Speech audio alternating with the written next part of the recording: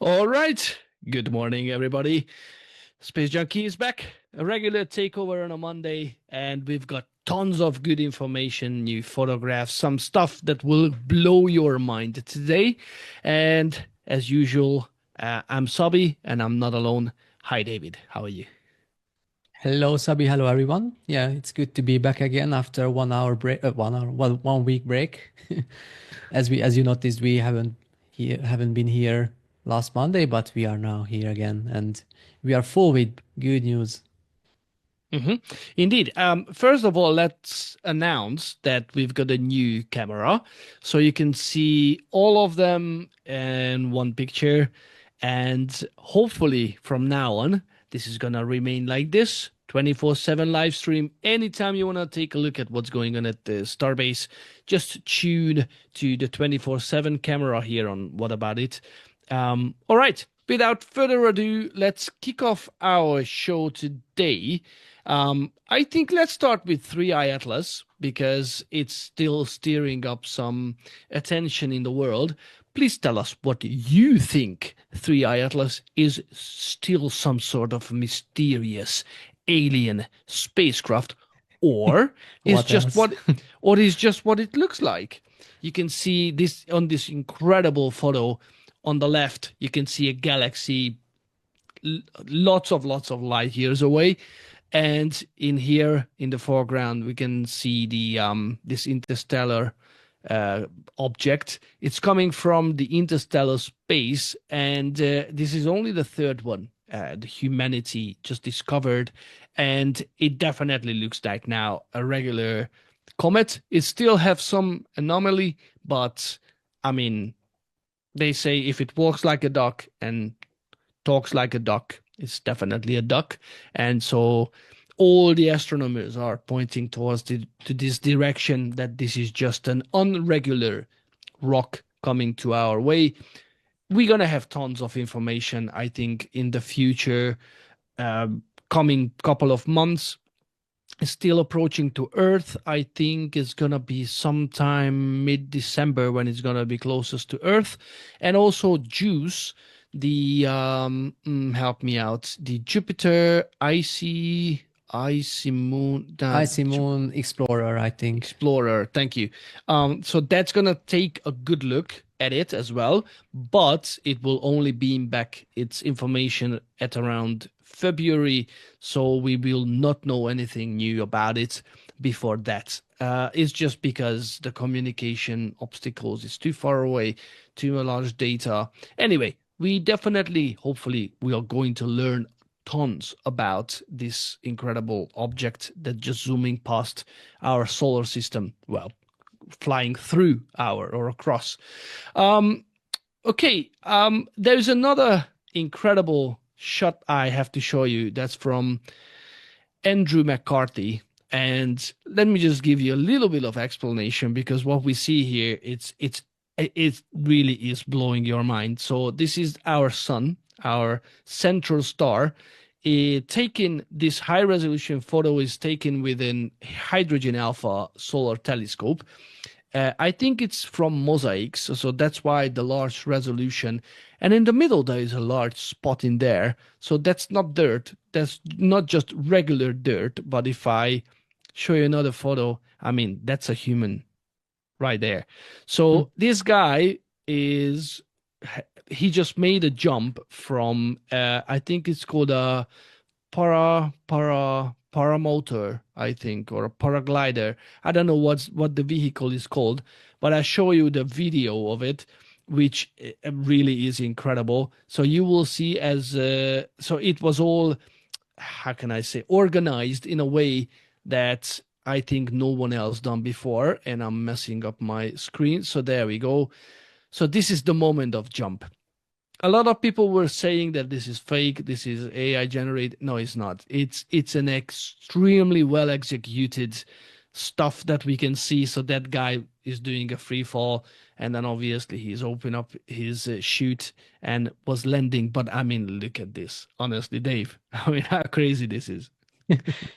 Yeah, I was just thinking about that. Was this whole event or performance deliberately Yes, yes, yes, organized just yes, because of this photo yes, for this photo. Okay, so yes, it's not yes. not accidentally taken. No, no, no, no, no, no, no. Okay.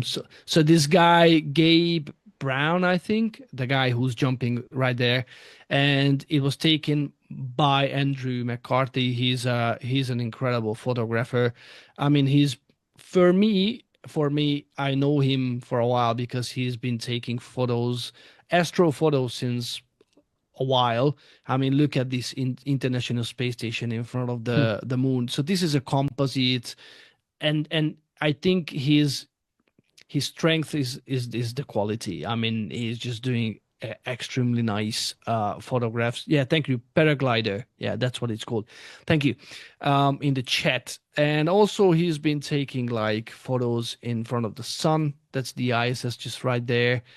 Again, hydrogen alpha photo. Yeah, he's an incredible photographer, and just the fact that he organized this shot, I mean, is just mind blowing. So I just thought that I'm gonna show you. You can see some filaments, you can see some um I forgot. Anyway, some stuff so you can see the surface of the sun, the corona, and it's just incredible. And before we turn our attention to our first main topic, just a couple of photos from VAST. This is this is a company who's proposing to build a space station at low Earth orbit, and they just beamed back a couple of photos of this demonstration mission. It's called Demo One, if I remember correctly. No, just Haven demo Oh, or just Haven demo. demo. Yeah. Okay. And hopefully next year in 2026 they are going to launch their first module of this new space station. And this demo mission is I think its task is to test a smaller version of this new station. So it's something to look forward, and this is a beautiful eye candy. I think, yeah, photos from space never bore us. Yeah, so it was launched back on the 2nd of November, and yeah, it's a technology demonstrator, sorry, and yeah, it's it's for validating the later Haven 1 space station, different systems, communication, and so on.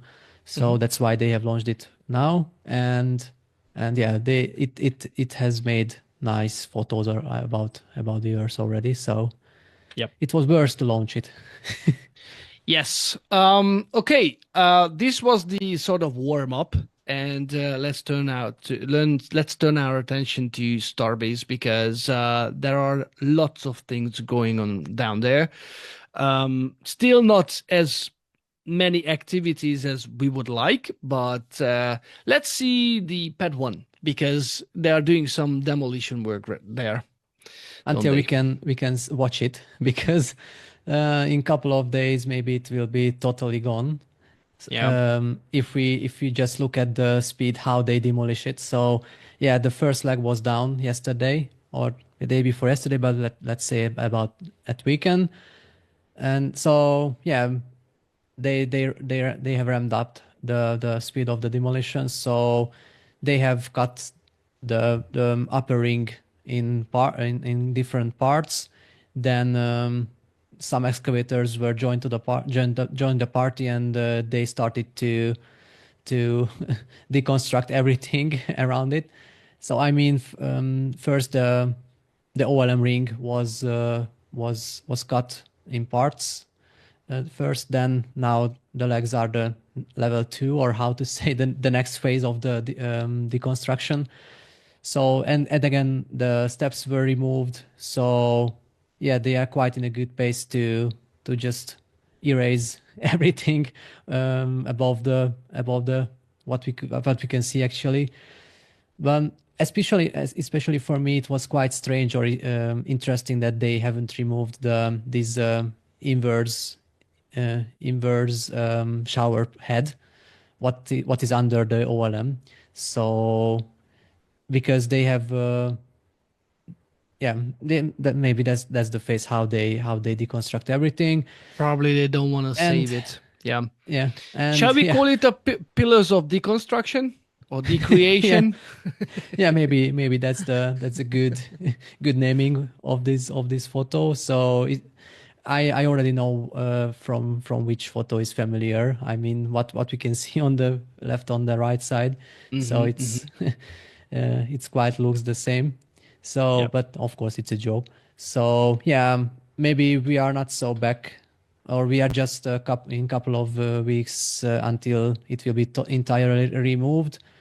Then again, I guess the which is under the platform is that's the next phase. So they will just remove everything. So the cables, hoses, electric cables, everything they will remove, and they can start the digging of for the new flame trench. Mm-hmm, mm-hmm.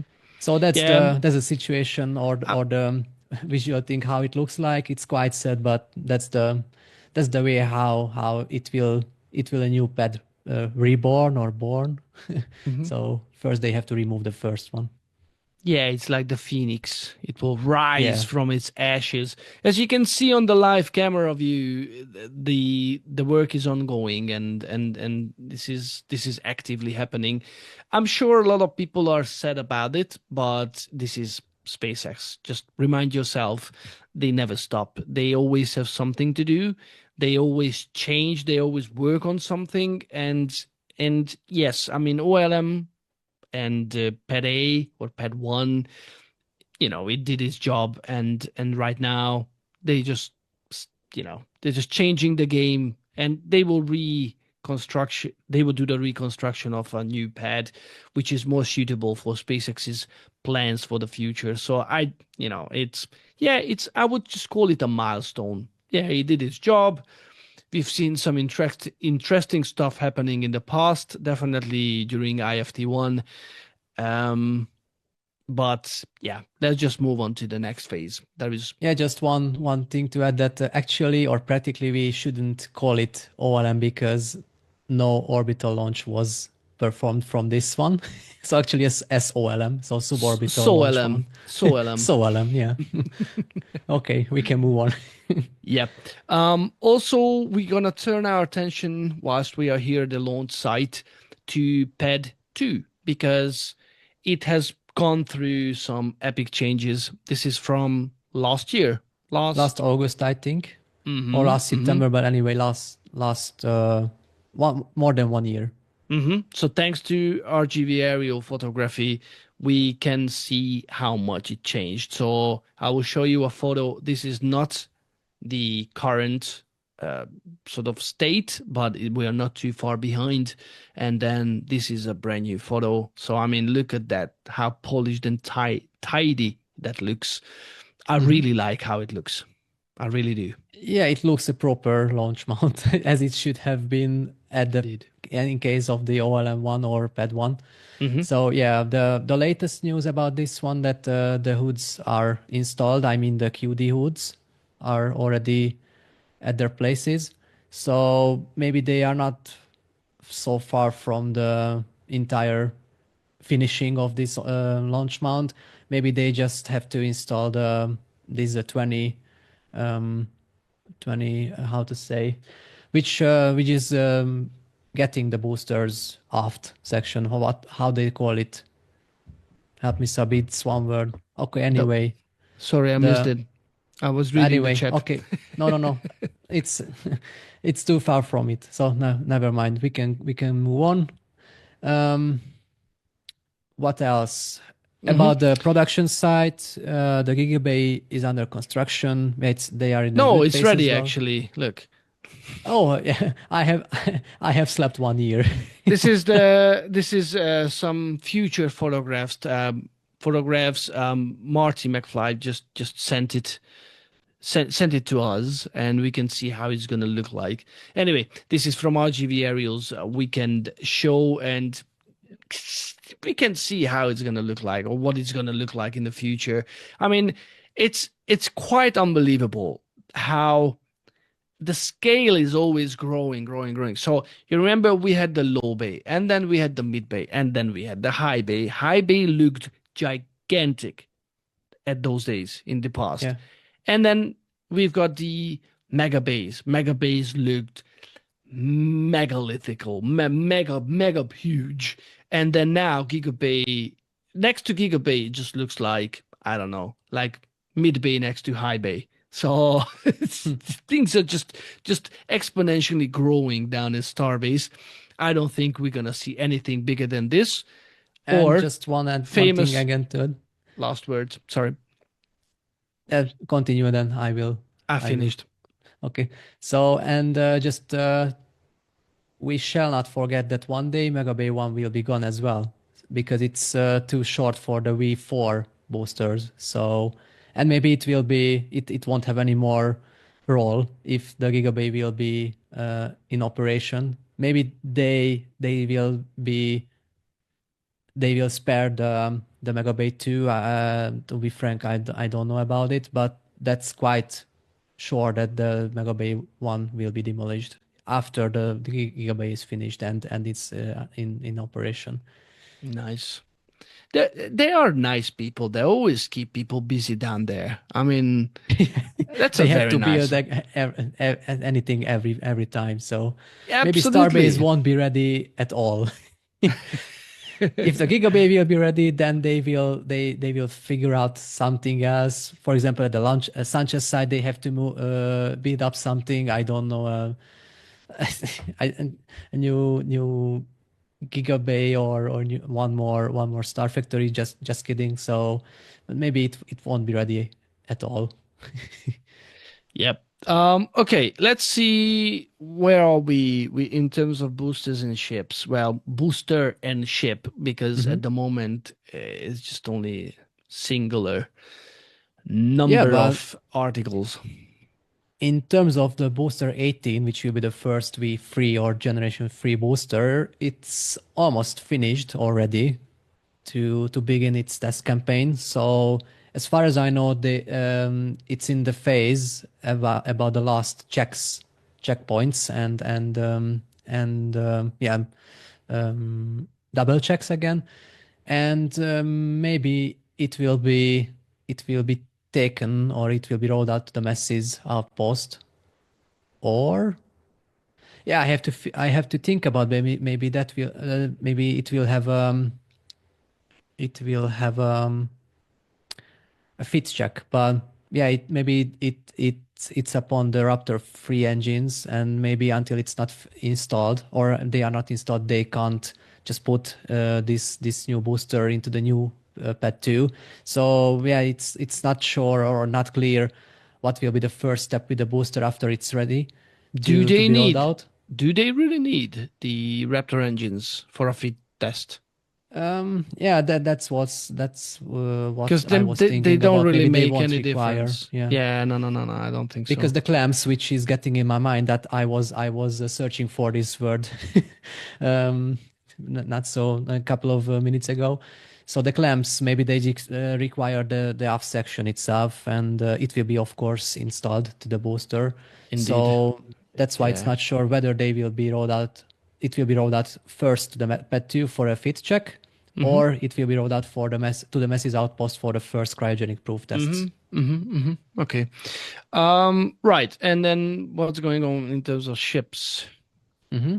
Yeah, they are in a good progress as well in terms of the S39 construction or building. So yesterday they rolled the aft section into the Mega Bay 2, and as we speak, I guess it's already welded to the upper part of the hull.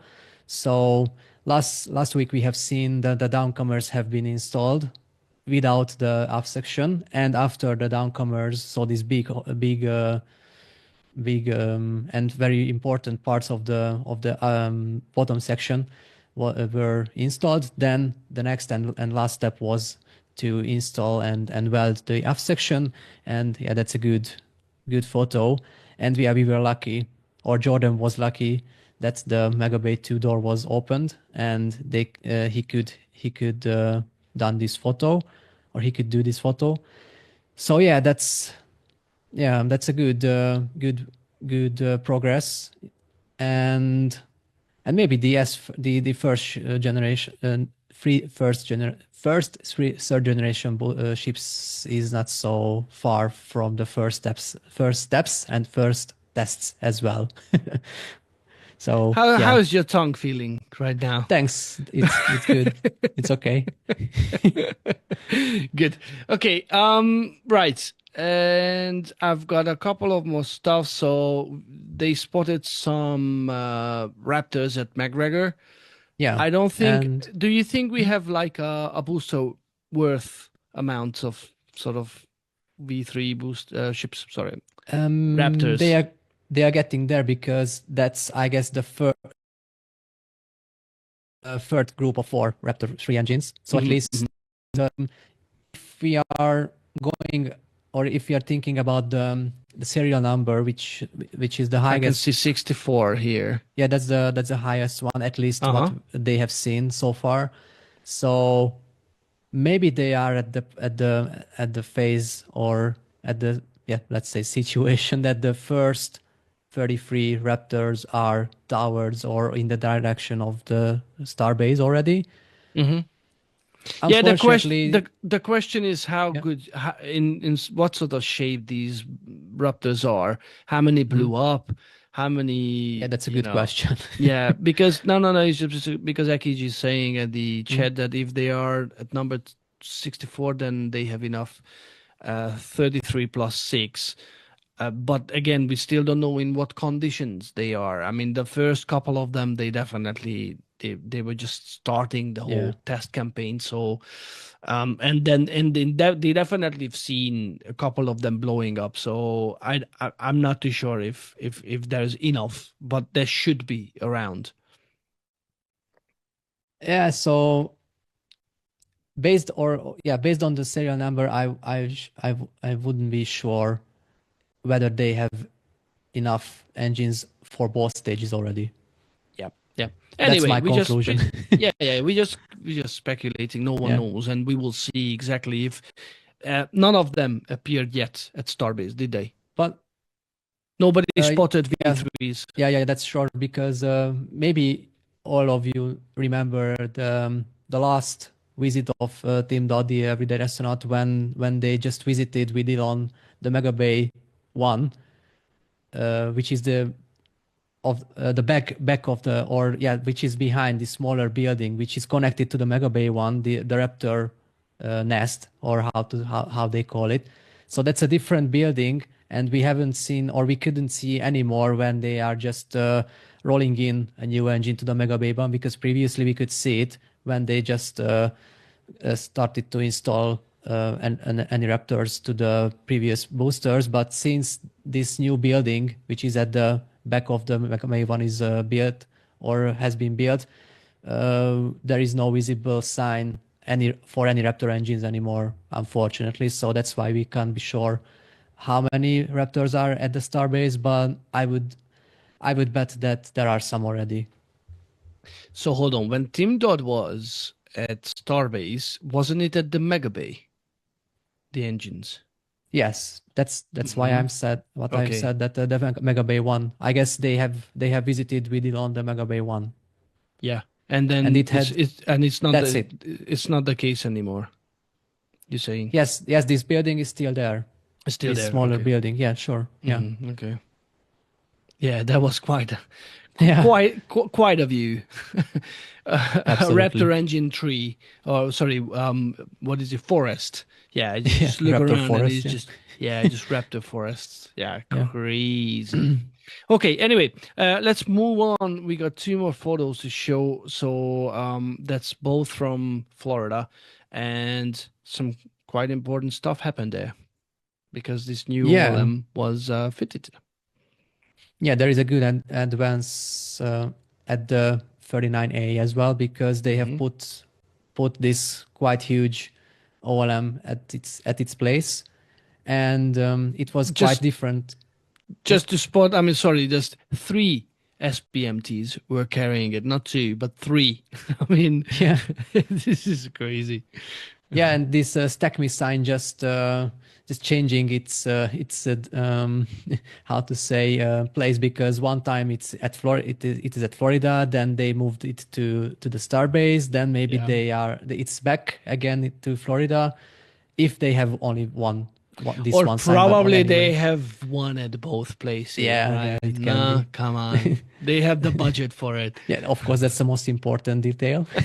So anyway, it was put in its place, and it was quite interesting that it was in a quite different way how compared to the Starbase, because that was at the Starbase they have put the OLM with two cranes. In this case, at Florida, they have put or they have built a quite heavy crane, and it was required only this one so it could done alone this job. So yeah, but again, it's a good phase and a good milestone they have reached with the building of the 39A OLM. So they can move on and they can put everything into its place, and they can weld it, of course. And now the other hoses and other every subsystems Connections. can Yeah. be installed. Yeah. So Indeed. And of course, the scaffolding has been removed from the chopstick, so they're definitely proceeding with this area as well. yeah. Very, very nicely, very nicely. So, all right. I think that's it for Starship. We've got three more topics for today. So one is going to be about New Glenn, the second one about the Shenzhou situation on the Chinese space station, and we're going to end this program with talking about NASA Artemis 3 and then the end of the government shutdown. So, New Glenn, we've seen an incredible launch just last week, last Thursday. And it's a huge milestone, to be honest. I think all the skeptics can now shut up. So I will shut up. No, okay, no, I'm just joking.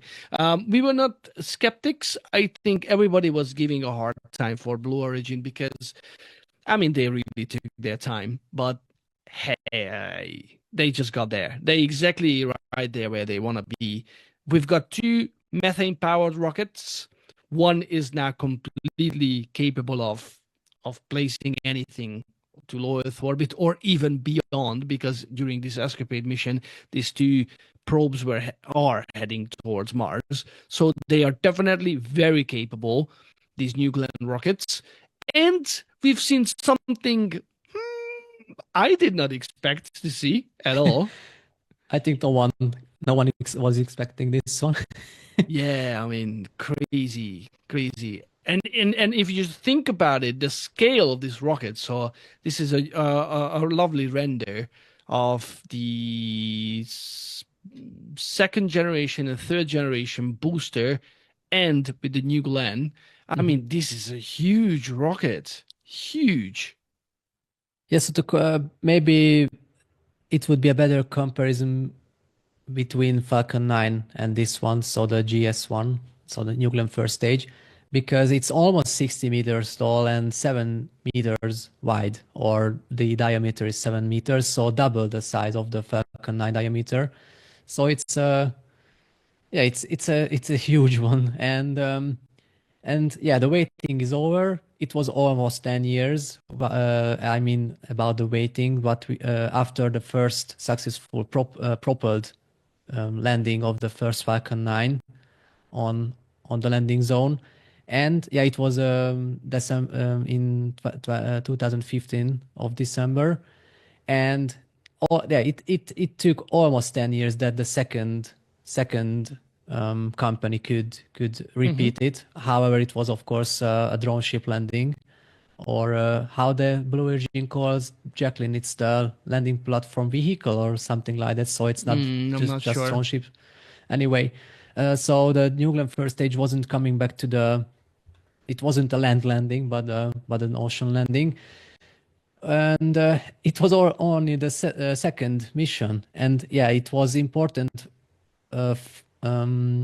because of the first interplanetary mission.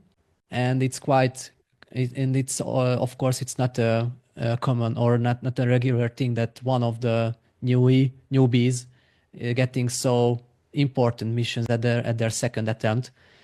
So yeah, it was a NASA escapade missions with the twin spacecrafts, which were put in the absolutely normal trajectory.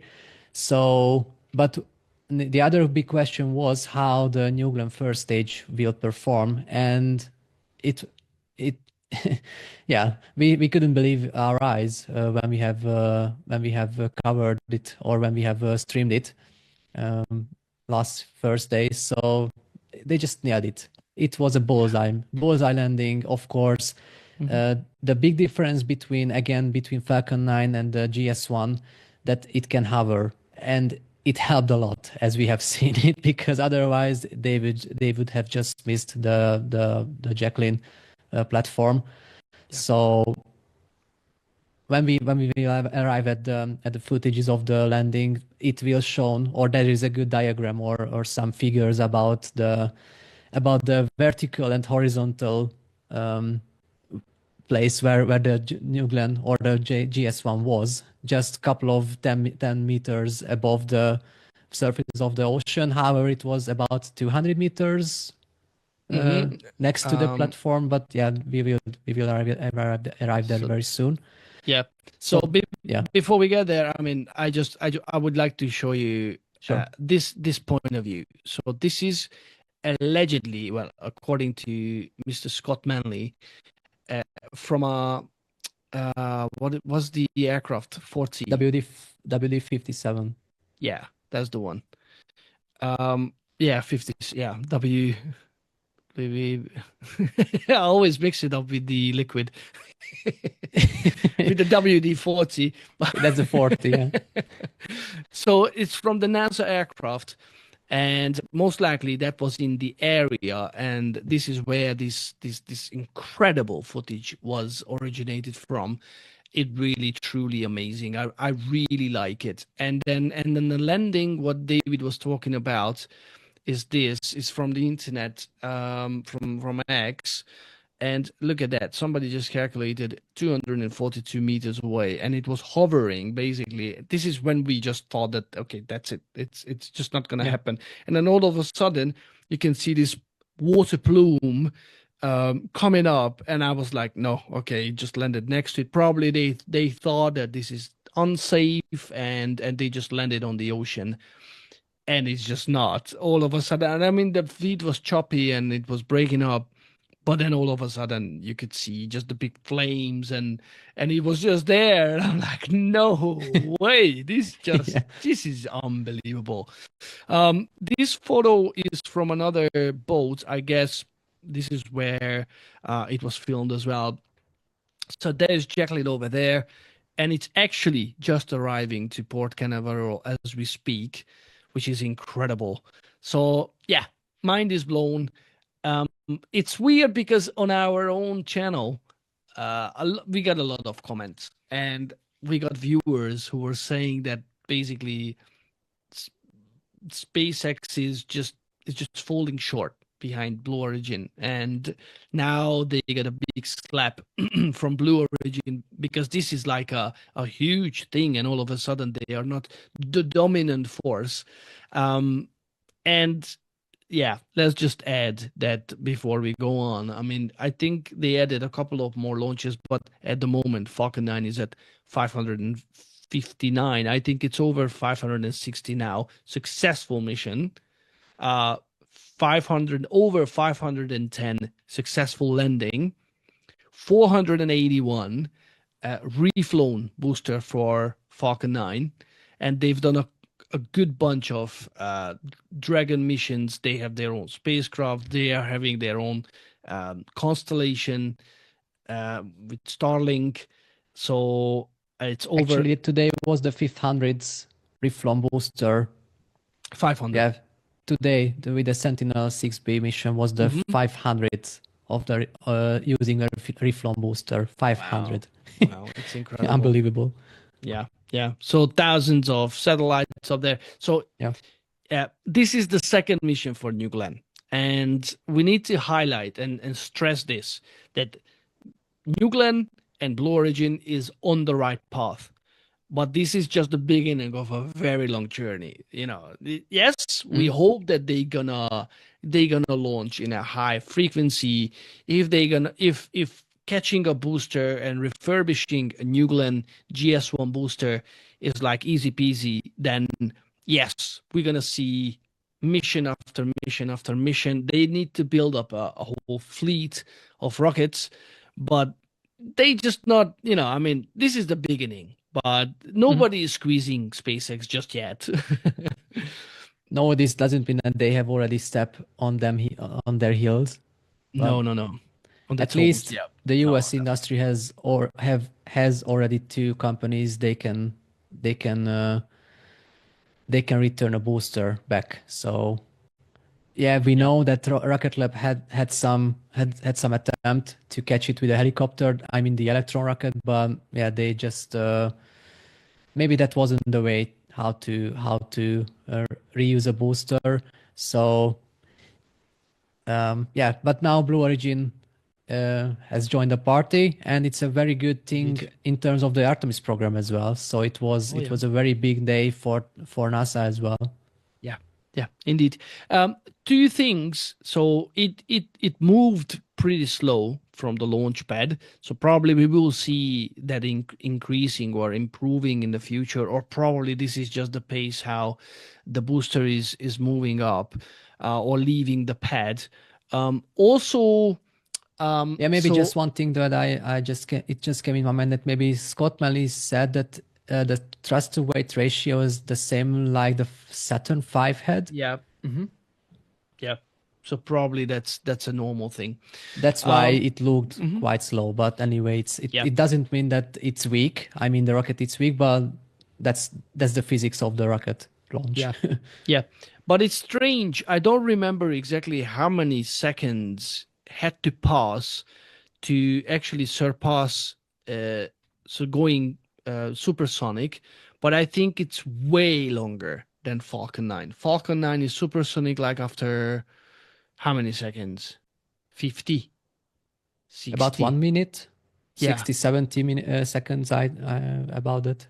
Yeah. And I think New Glenn took like almost 2 minutes or 2 minutes until it was going much later, that's for sure. Yeah. So, and one more thing, and we did not discuss it internally with you, David, but you remember in our stream when the stage step was shown, and after that we could see the second stage, and I was saying that it's pointing upwards. Actually, Scott Manley was saying that wasn't a normal flight. So this is not how a second stage usually behaves. It really started pointing upwards, and he was saying that it was compensating.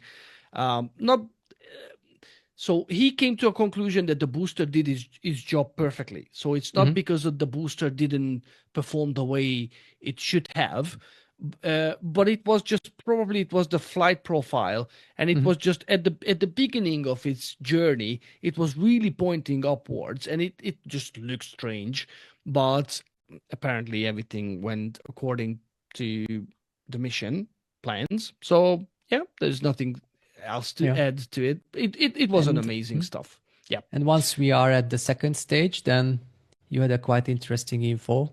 Indeed, because it looks like, so this is the second stage of New Glenn, and apparently this is the largest second stage, or I would say upper stage on orbit since the Apollo days. So this is a huge second stage for sure. And I've got some historic photos here just to compare. This is I think, that's the third stage of the the Saturn V. And yeah, well, that's the second stage because it still have five engines. Yeah. Oh yeah, you're right. Yeah, I'm sorry. Then I don't know why they did it. Why did the post include this photo? Because the how many? 2 of the upper stage or 3? 2. The first stage had one. Stage. One J, one engine. Okay, then I just need to be quiet about that, about my lack of knowledge. But for sure, that's a thing. This is the largest second stage since the Apollo times. So it's unbelievable. Yeah. So well done, Blue Origin. And I think soon we're gonna have what is it called? It's not a Kuiper. It's called Amazon Leo already. They have changed their name last week, so it's not anymore Project Kuiper. But since it's the satellites of the Amazon, then they thought it would be a better name to call it Amazon Leo. yeah. So Congratulations, congratulations on this one. yeah, so they need a capable rocket for their constellation as well. So again, massive step for Blue Origin, massive step for American space industry. Yeah. The second company ever globally who can say that they have a reusable first stage. So absolutely well done to Blue Origin. They just gained 2 fans. David and I will definitely join the Blue Origin fan club. So, so yeah, great stuff. Okay, we've got still a couple of Yeah. stuff to talk about. So let's speed it up because it's Okay. yeah, time is passing by. So we're gonna talk about the Chinese space station because some sort of drama is unfolding. So apparently Shenzhou 20 and Shenzhou 21 missions were ongoing. Shenzhou 21 were heading to the Chinese space station and they supposed to change the crew for it's a crew rotation, another 6 months long mission. But it seems like that the Shenzhou 20, which one? The 21, no, the 20 spacecraft has been hit by Yeah. a Some meteor. space debris. Yeah. Yeah, a meteoroid debris. So definitely, or a space debris. We don't know exactly the origin of it, but definitely, unfortunately, it could not return the Shenzhou 20 crew, and so they had to come home with the Shenzhou 21 spacecraft, which means at the moment Shenzhou 21 mission has no lifeboat at their disposal. Yeah. Yeah. So in terms of the dates, so they handed over the control, I mean the Shenzhou 20 to the 21 at on the 4th of November. Then the next day was quite interesting because on this day it was their return to the Earth was postponed because of this yet suspected debris impact, which was damaged the a viewport window, and the engineers weren't sure how this damage could impact the return, but they decided it wouldn't be safe. So that's why they decided that they switched actually the spacecraft. So the Shenzhou 20 crew was returning to the Earth with the Shenzhou 21 spacecraft. And they actually now, that means as Sabi mentioned, that the Shenzhou 21 crew doesn't have any lifeboat currently, and that's why it's a quite interesting story. But luckily, the Chinese engineers or Chinese let's say leaders had a good idea when they started this whole Shenzhou program, and they decided that it should be all the time at least one Long March 2F rocket and one Shenzhou spacecraft in spare, if I'm correct, right?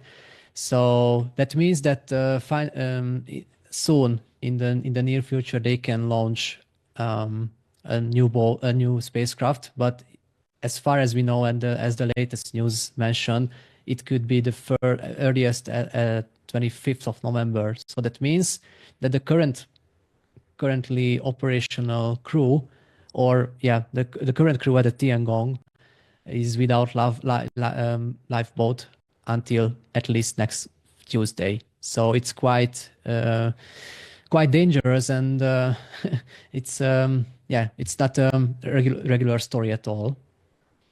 Far from ideal. Indeed. I mean, similar stuff was going on with Crew 8 and Crew 9. If you remember, I think it was Crew 8 when, nah, come on. What's the 2 stranded astronauts' name? Sunita Butch Williams Wilmore and and Sunita Butch. Williams. Yeah, they were stranded on the International Space Station because of the non-functional Starliner, and they were like, if they were hit by something else, a debris, or if the ISS was malfunctioning, that they could have had some sort of problem at their hands. So same situation here. If something goes wrong with the station, then there's no way to leave the station. So let's hope that they're gonna resolve this problem real quick. The rocket will launch safely, and they could come back. Well, they could send up the new spacecraft, and they will have a lifeboat just in case if something goes wrong. Yeah, we will see. We will see, but we just thought that we're gonna mention this because it's quite remarkable what's going on up there. And while we were talking about Shenzhou 20 mission, let's just mention that they did something that never done before. So they were grilling some chicken wings on the Chinese space station. It's Yeah, never they had done a before. barbecue party. Exactly. So yeah, it's crazy. It just shows that the new space stations, first of all, the International Space Station is old. It's just old. It just has old hardware, and they try to refresh the hardware, but the station itself is just too old, and they just can't have stuff that on a new space station they could. So this is a grill. On the Chinese space station, they have microwave, so they can do stuff that just can't be done on the ISS. Hmm. So I think it's a great demonstration from China that they just keep on pushing the boundaries, and yeah, actually I am really happy because we always express this. We are Team Space. We always like to think that this is for the whole humanity, not just for one country, or as China will do, they're gonna start cooperating with other countries. So yeah, it's an absolutely great achievement. Yeah, and it's a quite nice view and a new unique view, to be frank, because yeah, as Sabi mentioned, we haven't seen anything like that at the ISS. So, Hmm. and we won't see anything like that until this next and last couple of years, until the ISS will be decommissioned. Hmm. Yeah. Okay. And let's just move on to our final topic, which is Artemis. Hmm. Artemis, because there was a great article from Eric Berger on Ars Technica, and there are some other stuff we need to report because the government shutdown is over. Yes. Yeehaw! I mean, this was the longest Big with applause to the 40. senators. Do you know how many days? 40. 43, about Crazy. 6 weeks. So again, congratulations on them. Yeah, this is crazy. I mean, I'm just thinking about this. So we are what, almost a year now into this administration. There is still no administrator of NASA. There is an interim administrator, but it's like it's still there is no real, I don't know, boss at NASA, which is crazy. It's gonna be like what, January-ish, the earliest Uh, that they can have an or very, administrator. very, very end of this year, but it depends. It depends how everybody resumes or returns to their Mm-hmm. its work, because Mm-hmm. yeah, these processes aren't the fastest in No. normal case at all, and it's not a normal case now. So everyone and every steps and every processes has to be returned to the Mm-hmm. normal way. And the shutdown ended last Wednesday, I think. So only two workday passed so far. So yeah, but I've just I'm just talked about it. Haven't we covered that Jared Isaacman has been renominated to the NASA administrator? Maybe we haven't talked about it, Maybe because not. Uh-huh. yeah. So now we talk about it just for a couple of sentences. That yeah, Jared is back back to action, hopefully, and he can have his chair finally at the top of the NASA. Yeah, but the timing is quite unknown, unfortunately. So, but it's pretty good news that Jared could come back. Let's say that, and maybe or not maybe, but he has to have one more hearing at the Congress, and after it there will be a vote about him. But I don't think that they would be done vote, or how to call it. So they will accept it, I think, or him. So, but first the hearing has to be organized, and after it, I don't know, or maybe nobody knows when will be the next step. But hopefully, very end of this year or beginning of next year, he can step to the top of the NASA at least. And yeah, the administration requires a new leader who can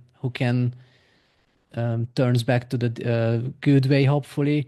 But the other story that, however, the government shutdown has ended, NASA still doesn't have any budget for financial year 2026. So the new timing shows that it has to be voted until 30th of January next year. So the senators have still about 2.5 months for that, and hopefully they won't require so many or so long time or so many weeks. But until the budget is not voted or not, yeah, it's not clear. Maybe Jared couldn't do anything without it. So what's known and what seems to be sure, that what we can see now, that the Artemis program is not so affected because of this shutdown. So the SLS rocket is stacked with the Orion spacecraft since about 1 month. So now the last steps are already in the progress. I mean, the last checkpoints, and if we are lucky, or yeah, NASA and how we can see the crew is lucky, then the SLS could be rolled out to the 39B very early in the next year, I think, or maybe this year in the last couple of weeks, but it's very unsure. Anyway, the Artemis program is not affected, so the progress is still on and was still on in these couple of weeks, or about 6 weeks, when the government was shut down. And it's, on one hand, it's a good thing. On the other hand, with this turbulence at NASA is not the best way to prepare themselves to the moon landing and so on. So the whole Artemis program has difficulties, as we all know, but at least the Artemis 2 is, as we can see, it's in a good way and a good direction to be launched at first quarter of 2026. I'm not entirely sure that I love the idea that Jared is joining this poo-poo show, because honestly, I think he's much more useful outside of this establishment. I think NASA is going to get lots of more limitations at their hands, and I'm just afraid that he's just not really fitting to these sort of very limited environment that NASA is or has to offer for a person like Jared Isaacman. And I think I'm afraid that he's just going to lose more on this whole thing than gain. It's a bit like what Elon Musk has done.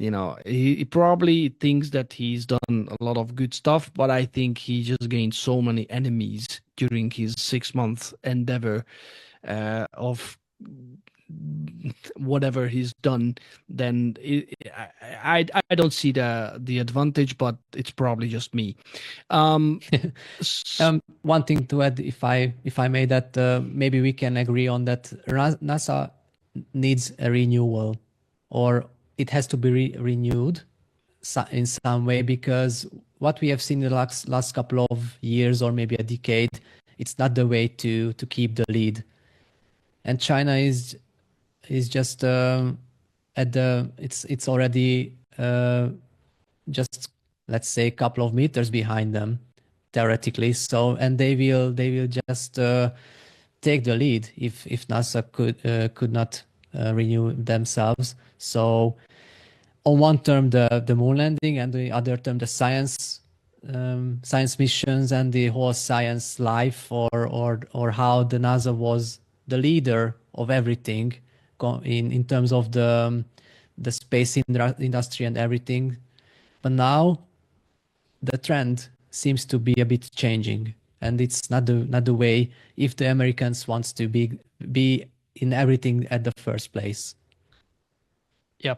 And let's cover the very last topic for today, which is the architecture, because there's a lot of talks going on related to what would be the best architecture for Artemis 3.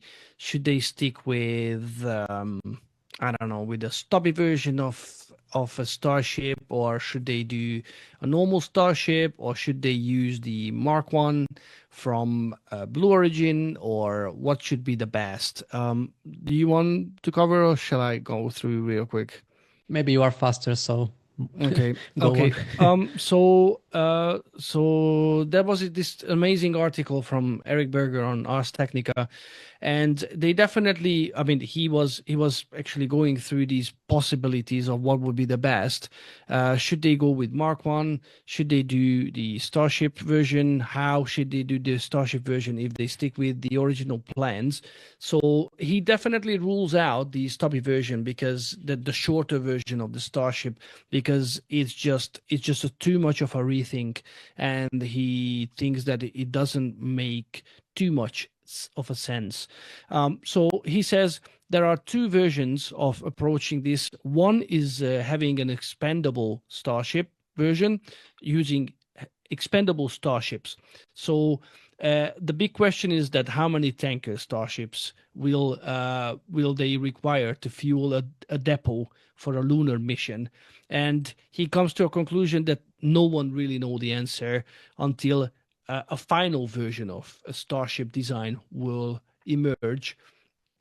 So without real performance numbers and demonstrated efficiency of propellant transfer, no one really knows. Some says between 20 and 40 refuel flights, or at least launches, Starship launches will require an Artemis 3 mission. Some people say it's just between 12 and 20, but definitely these are really high numbers, no matter how we see. Yeah. Very important to highlight that we're talking about a company that right now launches 3 times a week Falcon 9 rockets. So it's not too far-fetched from this company to actually do multiple launches per week. And I think, and they think as well, that a lot of people don't really understand that how Starship going to change the world once it's really ready, how rapidly reusable it's going to be. So at the moment, they are proposing that what if they are going to using expendable starships, and not just expendable, but on top of it, from the boosters, they need to remove the grid fins, and from the ships, they need to remove the heat shielding as well, so they could launch. So actually, they can save a lot of mass just with that. And if it's not reused, they don't need to save any propellant. So, well, as they assume, or at Ars Technica, they probably can reduce the need of launches by 50%. So again, if that would help the whole program, nobody knows. The problem is that the SpaceX leadership, they're really, including Elon Musk, they're really not a big fan of expendable launches, because SpaceX is really created by the idea of reusability, and they just don't want to go towards the path that they keep on throwing away starships. But if this idea is going to prove being, or it looks like it's going to have a sort of a valid existence, then probably they will agree and they will just start doing these kind of starships. No one knows. The other one is they just gave a name, Enter the Dragon, if you know the Bruce Lee movie. So they were thinking of adding the existing hardware Dragon for this whole equation. So the plan is that SpaceX launches a lunar variant of Starship into low Earth orbit. It's going to be uncrewed. And then SpaceX launches 2 depot variants of Starship into orbit. And then after that, both depots are fueled, perhaps requiring 3 to 5 tanker launches each. And after that, one of these depots flies out to low lunar orbit.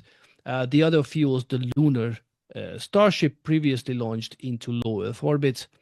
Then the crew of 4 astronauts launches on a Crew Dragon. Then it docks to the lunar Starship. Crew transfers from Dragon to Starship. And then it flies to the moon. It lands, spends a few days on the surface. Then the Starship actually gonna go up to low moon orbit. It refuels from a second depot Starship on lunar orbit, and then they just come back to low Earth orbit, docks with the Dragon, and then the Dragon returns to Earth. It's a very complicated way of doing it, but Just a little bit. yes, but it's definitely feasible. And one thing that I would really, really highlight here, that NASA, I think a lot of engineers at NASA are going to be very, very worried about doing fuel transfer on lunar orbit whilst the crew is on board. And maybe that will be the most difficult to how to say and most dangerous, probably. Yeah. To convince them that okay, it will be fine. Just let us do it. Yeah. But let's not forget that at the early days of Falcon 9, actually, what is it? Load and go? First load and go, I think, or something like this. This is the name they gave for this procedure. About something load and go. Yeah. I think load and go. That I think SpaceX was the first company that proposed, private company that proposed that the crew gets to the vehicle, to the Dragon, and way later they start the prop loading. And first, NASA was really not happy about this. But once they proved that they can do this procedure safely, they still doing it to date. So there is a chance that they will allow this. But these are very complicated scenarios. And again, you were talking about Mark II, right? About Blue Origin, that they will need a refilling as well. About 2 refilling missions or launches. That what they would require to to their own moonlander, but it's much easier to perform, or compared to the about, let's say, 12 or 15 refueling missions or launches with the Starship. And these are the minimum numbers or figures about these 12, 15. Maybe it will be much more, or not much, but more. And just one thing to add, that I have found a pretty interesting X post yesterday about what SpaceX what new timeline will be offered by SpaceX to the NASA HLS guys. So it says that the new timeline would be that the propellant transfer would be not no earlier than June 26, uncrewed lunar landing in June 27, and the crewed lunar landing in September 28. That's the most these are the earliest dates how it can be reached or how it can be performed. But these steps are very hard by itself. So even the propellant transfer, if it happens in June 26, it doesn't mean that the first uncrewed mission, so the demo mission, will be performed in next June. I mean June 27. So since or as we as NASA still communicates, so the official target date for Artemis 3 is still middle of 2028. Of course, I think everyone who will be asked about these dates would answer that it's entirely unreal and it's impossible to reach this mission or this target. And maybe the NASA guys know this one as well. But it's quite interesting that they haven't coming out with a new date yet. So this new crewed lunar landing date in September 28 is still quite optimistic. But I wouldn't be surprised if it wouldn't be performed until beginning of 29, and that will be a very tight race with China already. And I guess they would be lucky if they could perform it in let's say first quarter of 29. I need to address something. Probably it's my English. Probably I wasn't clear enough. So the Dragon spacecraft is not going to lunar orbit. So No. the HLS version is going to the moon, landing on the moon, then coming back to lunar orbit. There is a tanker, the second tanker, that has enough propellant to be transferred onto the HLS version of Starship, and then the Starship itself will fly back to Leo or somewhere there, and then docking with the Dragon, and then the guys they coming back on the Dragon. So they're not coming back from lunar orbit. So probably I did not say it clear, but this is the plan. Yeah. So they don't need to modify the Dragon. The whole point of these ideas would be that they're only using current hardware. So what's existing or being developed, because the HLS is not fully developed yet, just like the Starship, but they kind of gonna use whatever the final version is going to be. So yeah. And to be frank, the second version would be quite interesting in that terms that in this case they wouldn't require SLS and RAN at all. So it would be performed only with very important hardware, and I would just watch the faces of the senators when this option would be accepted. That they famous rocket, the nation's rocket, wouldn't be used for an American moon mission. Yeah, I think that's absolutely impossible. Yeah, I don't think that would happen. It's just in case. To be fair, this is just checking certain scenarios and just considering them and just brainstorming, if you like. So I think for that it's an excellent stuff, and at least we could talk about it, and we can just turn our cogs in our heads just to think about what would it be like. So I really hope you liked today's show, and we always try to bring you something interesting or something fascinating, because the space world is just not having any rest, or not giving us any rest. Just like we did in the past, we're gonna come back next week as well. And if you want to rewatch this one or the previous episodes, just tune on to What About It Plus. This is the second channel for What About It, and you can rewatch any of these programs. You can hear our music like English. So definitely watch back if you want any of these episodes. But apart from that, every Tuesdays and Fridays, Felix is rolling out the regular episodes. Obviously, this is full of information. This should be your first line information. So definitely Tuesdays, Fridays, just tune on and listen to the regular episodes. And again, 24/7 stream, if you can watch it, if you can show it, Jonathan, just for the goodbye. We have now 3 cameras live, and yeah, if you want to check out what's going on at Starbase, there is always a way to go to do that with the live stream. I think we're gonna say goodbye slowly, right? I think so, yes. Mm-hmm. All right. Yeah, we are with overtime as well as usual, but that's the way how we stream. Indeed. All right, we're gonna check out. We're gonna see you next week, next Monday. See you soon, and we will be back. Have a lovely week. Enjoy your time, and see you next Monday. See you guys. Take care. Bye bye.